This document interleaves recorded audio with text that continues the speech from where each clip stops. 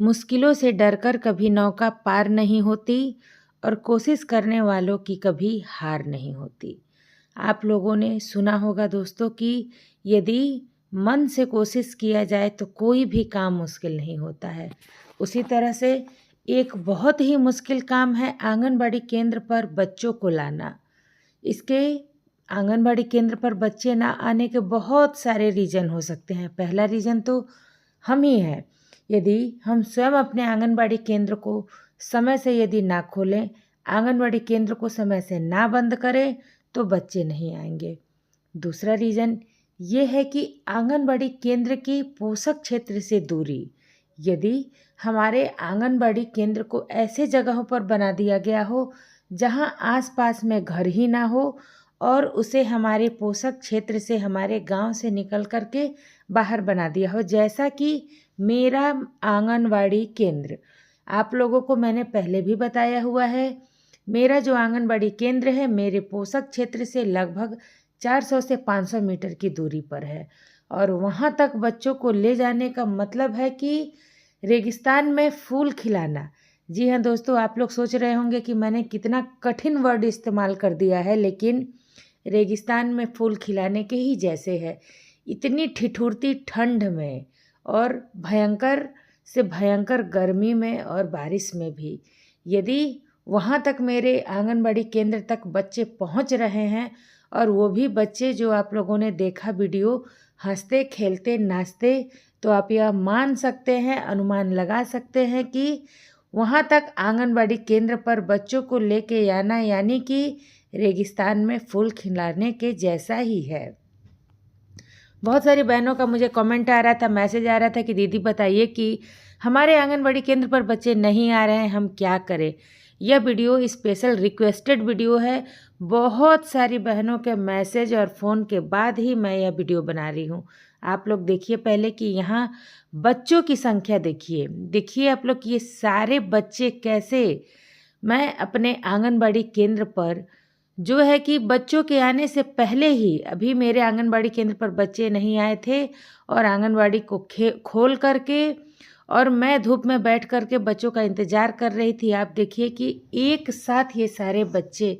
और मैं आप लोगों को बता दूं कि आप यदि मेरे इस चैनल से जुड़े हों, आसपास से हों, तो आप लोगों को ये पता होगा ये सारे बच्चे 400-500 मीटर की दूरी से आ रहे हैं। और यदि आप मेरे चैनल से नहीं जुड़े हैं तो आप लोग मेरी बातों पर विश्वास रखिए कि ये जो भी बच्चे हैं 400-500 मीटर की दूरी से आते हैं। और देखिए आप लोगों ने बिहार में भोजपुरी में एक कहावत सुनी होगी कि बच्चों को माई प्यारी नहीं होती है, खाई प्यारी होती है।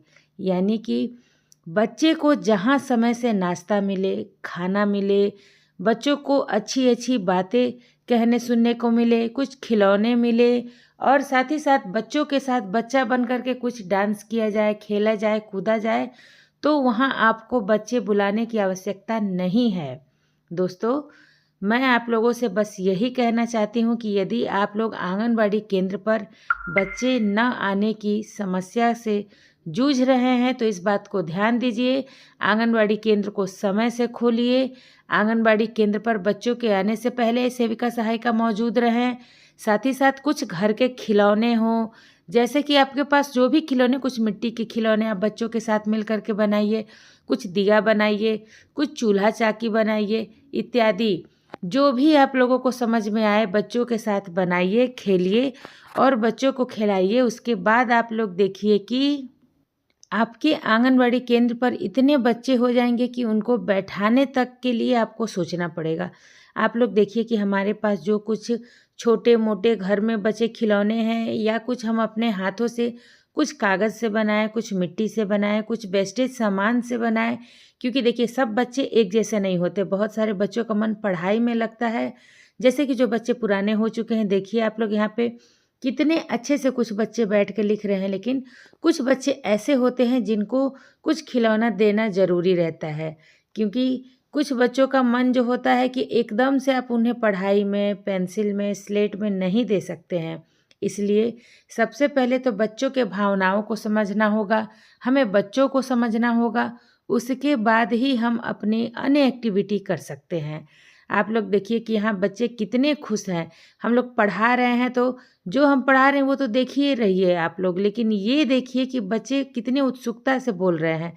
आप बच्चों के चेहरे की हंसी देखिए, बच्चों के चेहरे का मुस्कान देखिए, और वे ऐसा वातावरण ज़रूर खोजेंगे और वो आपको खोजते हुए आपके आंगनबाड़ी केंद्र पर आएंगे, ना कि आप लोगों को बच्चों को खोजते उनके घर पे जाना है।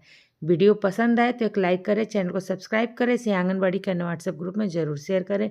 बहुत जल्द कुछ और ऐसी ही यूजफुल और ज़रूरी टिप्स और ट्रिक के साथ हाजिर होती हूँ इस चैनल पर। तब तक के लिए सभी दोस्तों को नमस्ते।